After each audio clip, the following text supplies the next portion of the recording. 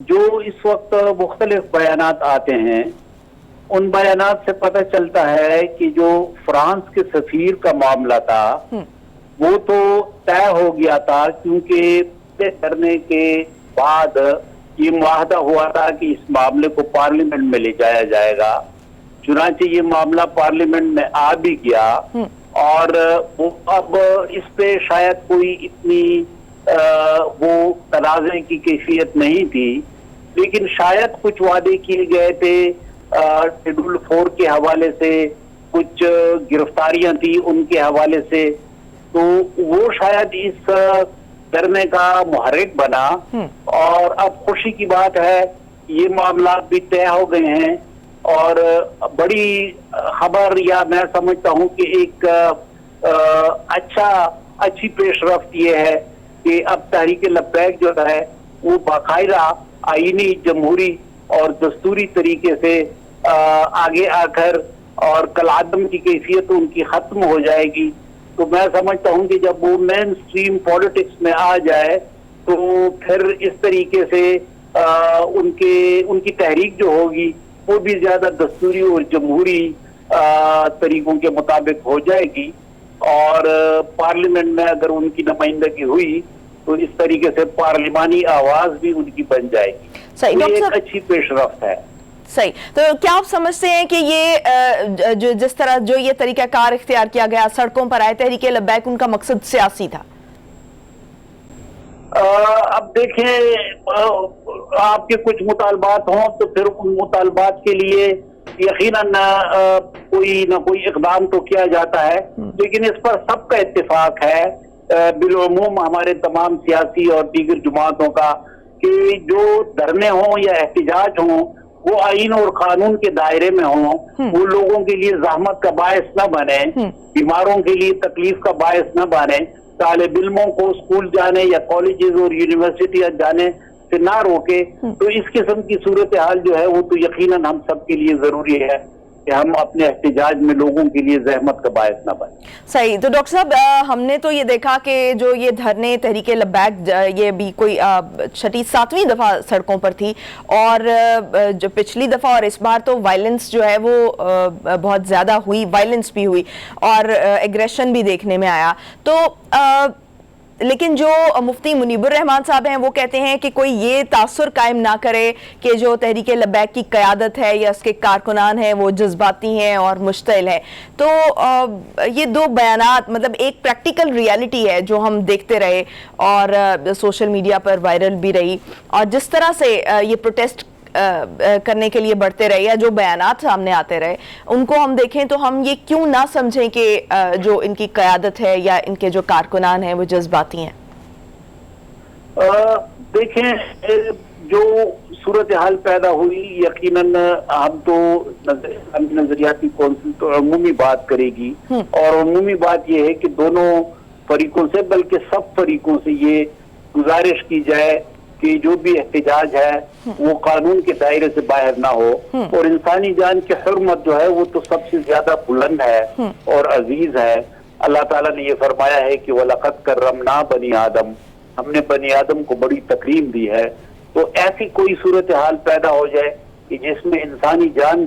چلی جائے تو یہ اس کی تو ہرگز حمایت نہیں کی جا سکتی۔ تو ڈاکٹر صاحب علماء نے بار بار یہ کہا تھا، جب پہلے بھی یہ پروٹیسٹ ہوئے تو اس دوران میں علماء کی جانب سے بار بار یہ کہا گیا، مختلف اسکول آف تھاٹس کے علماء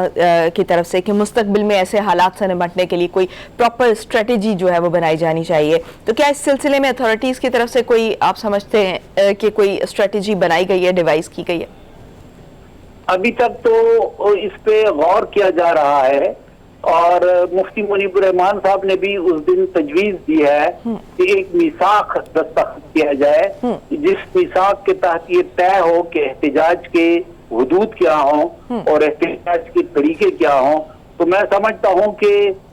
یہ میثاق کی تجویز بہت اچھی ہے، اور اسلامی نظریاتی کونسل اس پر سوچ رہی ہے کہ اس میثاق کے حوالے سے اقدام کر کے कुछ उसूल, कुछ तजावीज़ सामने रखी जाए। सही, ये तो एहतजाज का एक तरीका कार होगा ना, लेकिन इससे निमटने के लिए हुकूमत, जैसे अभी जब मॉब इकट्ठा होगा, जब इतने सारे लोग इकट्ठे होंगे, तो हमने कुछ वीडियोस ऐसी भी देखी कि कुछ लोग जो हैं तहरीके लब्बैक के लोग, वो गाड़ियों पर जो है वो हमले कर रहे थे, लेकिन उन्हीं के कुछ लोग जो हैं वो उनमें से उनको रोक रहे थे। लेकिन एक आपको पता है मॉब साइकी होती है, जब लोग इतने ज्यादा इकट्ठे हो जाते हैं तो वो मुश्तिल हो जाते हैं, उनको इश्तियाल से रोका कैसे जाना चाहिए? फिर उसके लिए क्या स्ट्रेटजी डिवाइस की जानी चाहिए? सही तरीका जो है वो तो ये है कि जो एहतजाजी लोग हैं या उनके कायदीन हैं, उनको जमा होने से पहले ऑन बोर्ड लिया जाए। हमारे यहाँ ये एक बड़ा मसला है कि जब मसला पैदा हो जाए तो फिर वो मसले का हल ढूंढते हैं। कोशिश ये की जानी चाहिए कि मसला पैदा होने से पहले उसका इदराक किया जाए और जो कायदीन है उनको मुज़ाकिरात के अमल में लाया जाए, तो काफी हद तक इस किस्म की सूरत हाल पर काबू पाया जाए। अच्छा डॉक्टर साहब, इस सिलसिले में आपको क्या लगता है कि उलमा क्या किरदार अदा कर सकते हैं? इस्लामी नजरियाती कौंसिल का इस सिलसिले में जो है वो क्या किरदार हो सकता है और किस तरह से बेहतर किरदार अदा किया जा सकता है? इस्लामी नजरियाती कौंसिल में तो तमाम मकातिब फिक्र के उलमा हैं जी। तो अगर इस्लामी नजरियाती कौंसिल को कहा जाए तो यकीनन कानूनी हवाले से कि कुछ कानूनी दायरे तजवीज किए जाएं, वो इस्लामी नजरियाती कौंसिल का किरदार हो सकता है। बाकी इस्लामी नजरियाती कौंसिल के जो अराकीन है वो अराकीन बहुत ही बारसूख और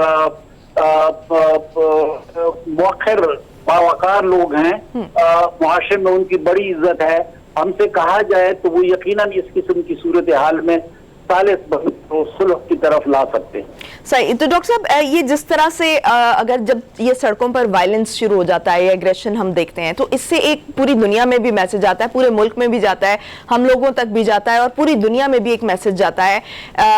जिसकी वजह से इस्लाम को शदीद नुकसान पहुंचता है। और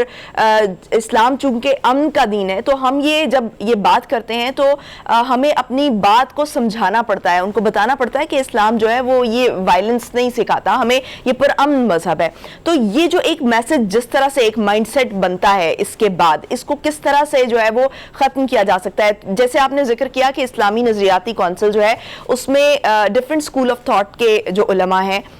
वो मौजूद हैं, तो आप एक ऐसी स्ट्रेटजी डिवाइस कर सकते हैं, आपके पास तो बड़ी अथॉरिटी है, आप एक स्ट्रेटजी डिवाइस कर सकते हैं मिलके कि एक प्रॉपर माइंड मेकिंग की जा सके लोगों की माइंड मेकिंग में। तो इस सिलसिले में आप क्या किरदार अदा कर सकते हैं, आप समझते हैं? बिल्कुल, ये हमने बात की है हाई लेवल पे और हमारा जो शोबा तहकीक है इस्लामी नजरियाती कौंसिल का, शोबा तहकीक ने इस पर काम भी शुरू किया है और उम्मीद है जल्द हम इस हवाले से सिफारिशात पेश करेंगे। सदर मुमलिकत के साथ भी हमारी इस हवाले से गुफ्तगू हुई है, तो मुझे उम्मीद है कि इस पे अच्छा काम हो जाएगा। और ये आपकी बात बिल्कुल सही है कि पाकिस्तान को सफारती हवाले से इस सिलसिले में बड़ा नुकसान है, क्योंकि एक उसका इमेज पाकिस्तान का जो जाता है वो एक ऐसे मुल्क का जाता है जो पुरअमन ना हो। इसके अलावा माईशत के लिए ये बहुत नुकसानदेह है। इस सूरत हाल में जरूरत इस बात की है कि पाकिस्तान की माशी सूरत हाल और उसकी सफारती सूरत हाल को भी हम मद्देनजर रखें। तो डॉक्टर साहब, जो अभी मौजूदा सूरत हाल पैदा हुई है, आप क्या समझते हैं कि गवर्नमेंट ने जिस तरह से इस मामले को हैंडल किया वो दुरुस्त था? अब जाहिर है कि इस वक्त तो सबसे पहले तो ये था, इस बात की जरूरत थी कि जो एक कैफियत पैदा हो गई है वजीराबाद और गुजरात के इलाके में, उस सूरत हाल को खत्म करना था। तो उसके लिए कुछ इकदाम किए गए और मुफ्ती मुनीब साहब दरमियान में आ गए, कुछ अच्छे ऐसे अफराद भी दरमियान में आ गए कि जिनका एहतराम था रियासत के अंदर भी, और जो एहतजाजी धरने थे तहरीक लब्बैक उनके यहाँ भी। तो ये तो अच्छी पेशरफ्त हुई कि दरमियान में हमारे मुआशरे में कुछ लोग ऐसे हैं कि वो इस सूरत हाल को डिफ्यूज कर सकते हैं। इस हवाले से तो ये बात अच्छी है, लेकिन अब इस मामले को यहीं पे छोड़ना नहीं चाहिए और जरूरत इस बात की है कि कोई देरपा भी इसका निकाल लिया जाए और देरपा हल के लिए कुछ इकदाम किए जाए। सही, तो क्या आप समझते हैं कि अब ये जो मुआहिदा तय पाया है ये इसके बाद जो है चंद महीने बाद जो है वो दोबारा ये तहरीक लब्बैक जो है वो सड़कों पर नहीं होगी? बज़ाहिर तो ऐसा लगता है कि ये अब कलादम नहीं रहेगी तहरीक, और जब ये कलादम ना रहे तो यकीनन ये मेन स्ट्रीम पॉलिटिक्स में आ जाएगी اور مین اسٹریم پالیٹکس میں بالعموم یہ ہوتا ہے کہ جو تحریک ہوتی ہے یا جو احتجاج ہوتا ہے وہ پرامن ہوتا ہے، وہ مذاکرات کے ذریعے ہوتا ہے، وہ آئینی اور دستوری طریقے سے ہوتا ہے۔ صحیح۔ تو ڈاکٹر صاحب، اسلامی نظریاتی کونسل کی طرف سے بھی جب یہ خاکے بنائے گئے تھے اور اس کے بعد جو فرانسیسی صدر تھے ان کا رویہ جو سامنے آیا تھا، اس کو نظریاتی کونسل کی طرف سے بھی کنڈیم کیا گیا تھا، لیکن ہمارے یہاں پر مسئلہ یہ ہوتا ہے کہ ہم اپنے ہی لوگوں کے خلاف کھڑے ہو جاتے ہیں۔ تو کیا آپ سمجھتے ہیں کہ کس طرح سے اپنا احتجاج اس ٹائم پہ جو ہے وہ ریکارڈ کرانا چاہیے؟ کیونکہ بہرحال جو احتجاج تھا وہ آپ کی طرف سے بھی ریکارڈ کرایا گیا اور کچھ دیگر سیکٹ کی طرف سے بھی جو ہے یہ ریکارڈ کرایا گیا تھا اپنا احتجاج اس پر۔ یہ دیکھیں، یورپ کے ساتھ